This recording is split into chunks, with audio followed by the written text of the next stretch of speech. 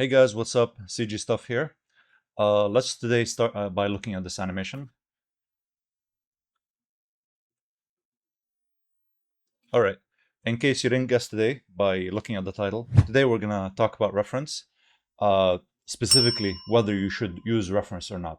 And it's not gonna be one of your typical videos where like, oh, you should use reference because everybody's telling you to use reference, and reference is cheating or whatever. No, it's gonna be more of a philosophical thing and professional thing, in the sense that obviously you should use reference, but let me explain.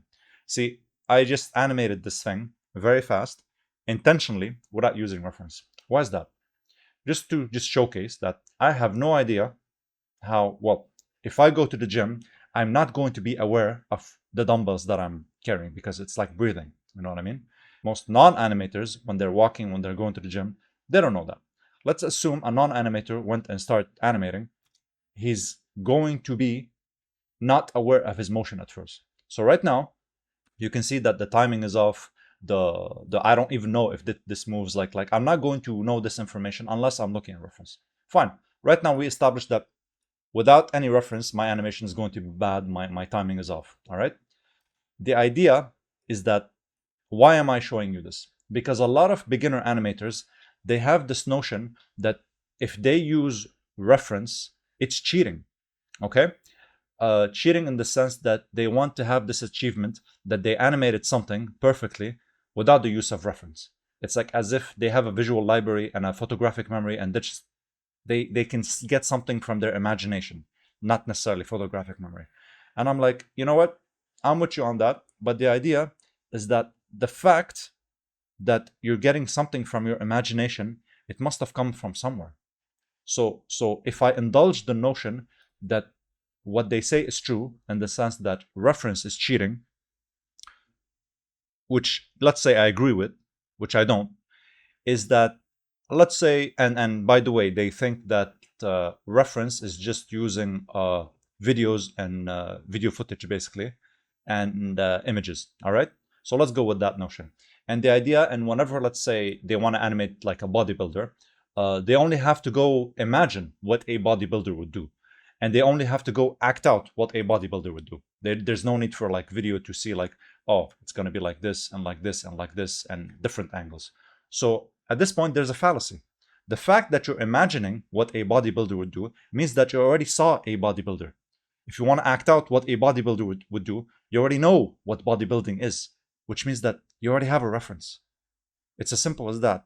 If you want to, if I'm going to continue with the indulgence and say that, all right, fine, reference is cheating, okay, which means that you're already cheating because your imagination, your small visual library, and your acting is reference, so you're already cheating. So that fallacy is it's not, it doesn't work for you.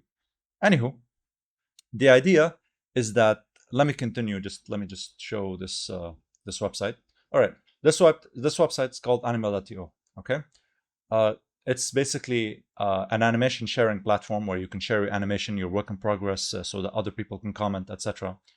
The thing about reference is that a lot of the beginner animators, they go online, they go on YouTube, they go on, you know, whatever platforms, and they see these finished animations or work in progress. What they don't see, even if let's say they watch something like Arcane, Into the Spider-Verse, etc., these like cool movies, 3D animations, they don't see the process. They assume that, oh, this animator is so skilled, he probably didn't use reference. There's a lot of these assumptions. So they assume it's a great achievement to not use reference. It's not part of the process or part of the work. So they just think that it must be so cool, I can do it. You know what I mean? Like there's no need to look at anything. So if you look at something like this, per se, okay, I bet you that this guy or this person used reference. Okay? They just don't show it. Everybody who is animating uses reference. So over here you can see another animation by this creator. Again, I bet that this person just sat on a chair, he was referencing, and then he got the footage and started animating. Again, this fallacy where like people assume that you just have an animation, no reference, doesn't work, because most creators are not going to show you the process. They're not going to show you the footage. They're just going to show you the final product, unless it's a tutorial, unless it's a really in-depth tutorial, which, for instance, this is Alex Iwarnoy. This is a lead animator on Arcane, and I recommend getting his course because he is specifically telling you that reference is holy because it's part of the process and how they created Arcane. It's like he's using reference the way Disney animators used it back then. It's like he's rotoscoping. You know what I mean? And then when someone says like, when someone hears me say rotoscoping, it's like, wait a minute, I don't want my animation to be realistic. I want it to be stylized. I'm like, all right, I'm with you. However, see, the thing is, when you say stuff like, I want to stylize my animation, or I want to, I don't know, not make it, let's say, super realistic, there's something that people misunderstand. In order to stylize your animation, you need to make it realistic, or at least copy the poses, realistically, and then stylize them. In order to learn stylization, you need to learn the fundamentals of anatomy, you need to learn the fundamentals of pose-to-pose workflows, etc. There's a lot of things that need to be learned before, let's say, I want to, exaggerate this pose or that pose or whatever. Stylization doesn't come first, it comes second, because first, if you don't learn the basics and the foundation of animation, and not necessarily animation, it can come to, let's say, I want this character to be stylized. If I don't understand his proportions, I cannot exaggerate them. And this specific notion is fundamental to everything.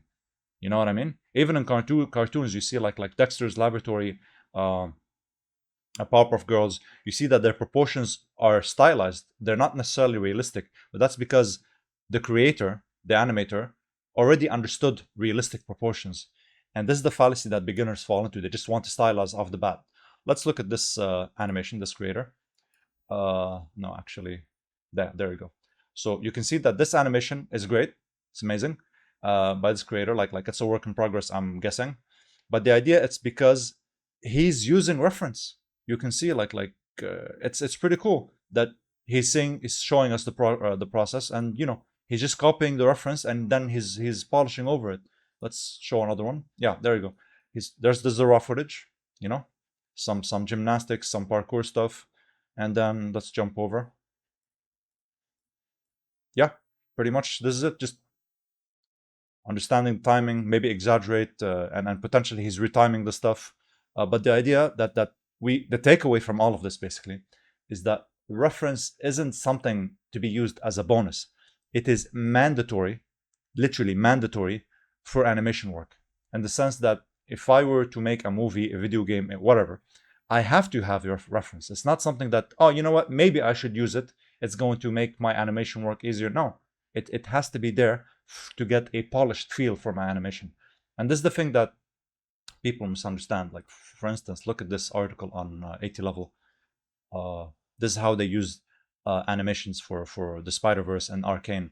They get the reference, they act them over, and then they animate over them, etc. I'm going to link this article with this course and the website.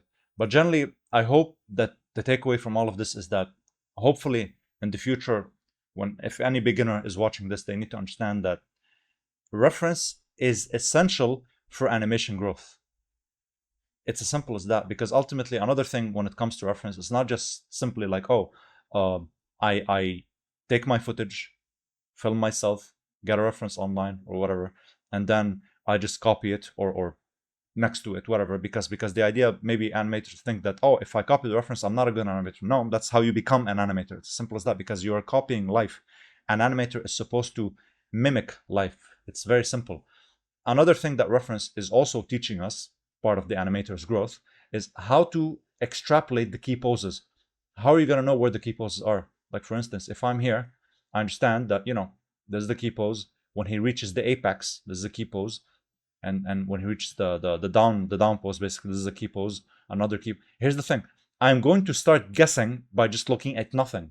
But if I have a reference, I'm going to guess it.